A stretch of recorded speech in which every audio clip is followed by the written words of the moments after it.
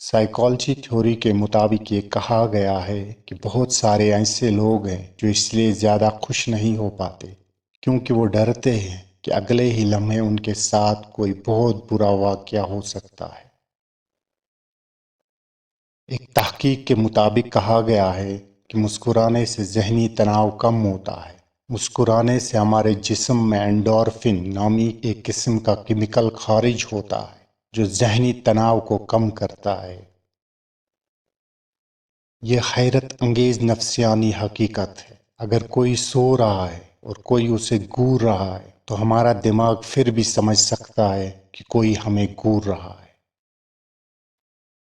نفسیاتی حقائق کے مطابق آپ کسی کے درد کو اس وقت تک نہیں سمجھ سکتے جب تک کہ یہ آپ کے ساتھ نہ ہو۔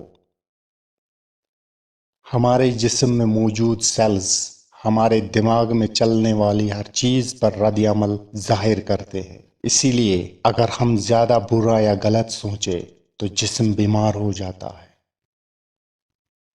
اگر کسی شخص کو کوئی کام کرنے سے منع کیا جائے تو وہ شخص سب سے پہلے اس کام کو کرنے کے بارے میں سوچتا ہے۔ نفسیاتی تحقیق سے یہ بھی پتہ چلا ہے کہ مستقبل کے بارے میں پر امید رہنا لوگوں کو جسمانی اور ذہنی بیماریوں سے کافی حد تک بچا سکتا ہے۔ جب کوئی طالب علم کلاس میں اعلیٰ کارکردگی کا مظاہرہ کرتا ہے تو اساتذہ کی دلچسپی اور ہمدردی اس بچے کے لیے بڑھ جاتی ہے۔ نفسیات کے مطابق جلد اور مستقبل طور پر یاد رکھنے کے لیے اس سے سمجھ کر پڑھنا زیادہ فائدہ مند ہو سکتا ہے۔ معاشرہ اکثر تقلید پر زور دیتا ہے، یعنی جب کوئی چیز مقبول ہو جاتی ہے تو پورا معاشرہ اسے اپنانا شروع کر دیتا ہے۔ جب لوگ گروپ میں بیٹھ کر کسی کا مذاق اڑاتے ہیں تو وہ اس شخص کی طرف زیادہ دیکھتے ہیں جسے وہ اپنے دل کے قریب سمجھتے ہیں۔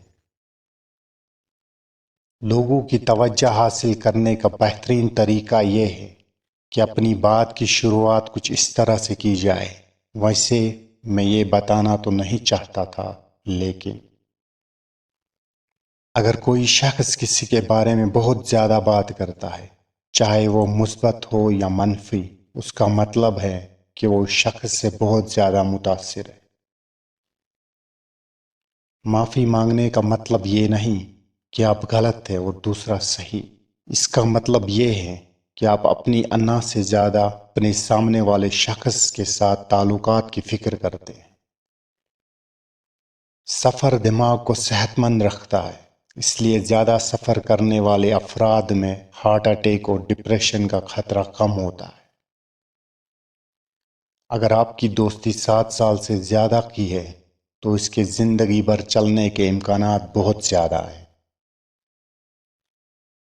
نفسیات کے مطابق آپ کو اپنا پسندیدہ گانا اس لیے پسند ہے کیونکہ اس کا تعلق آپ کی زندگی کے کسی حقیقی واقعے سے ہے۔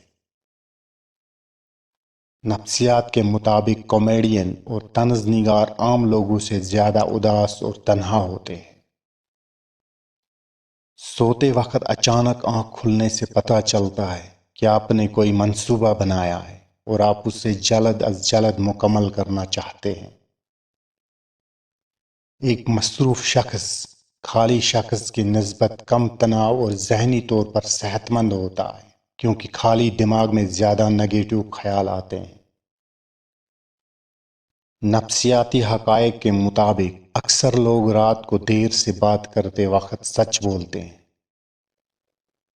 نفسیات کے مطابق آپ کے دستخط کا سائز آپ کے اعتماد کی عکاسی کرتا ہے۔ دستخط جتنے بڑے ہوں گے آپ کا اعتماد اتنا ہی بڑا ہوگا۔ نفسیات کے مطابق جو لوگ بہترین مشورہ دیتے ہیں وہ زیادہ تر مسائل میں گرے لوگ ہوتے ہیں۔ نفسیات کے مطابق آپ جس قسم کے کپڑے پہنتے ہیں اسی قسم کا آپ کا مزاج بن جاتا ہے۔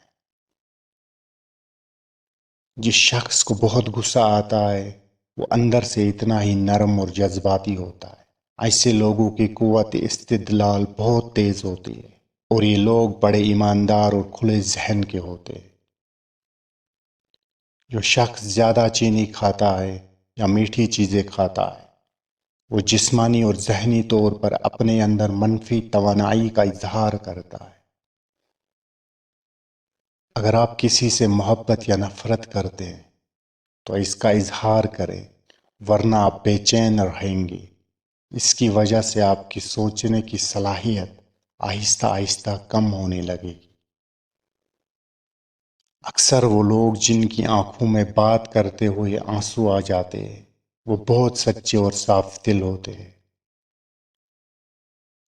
اگر کھانے کا سامان کم ہو اور دو بچوں کو آپس میں تقسیم کرنا پڑے تو ایک بچے کو تقسیم کر کے دوسرے بچے کو پہلا حصہ لینے کو کہا جائے تو کبھی لڑائیاں نہیں ہوں گی۔ اگر کوئی شخص غصے میں ہو تو اس سے پرسکون ہونے کو مت کہو، بلکہ اس سے کہو کہ اسے غصہ کرنے کا پورا حق ہے۔ یہ سن کر وہ شخص جلد ہی پرسکون ہو جائے گا۔ اگر ویڈیو اچھی لگی تو چینل کو سبسکرائب ضرور کریں۔ شکریہ۔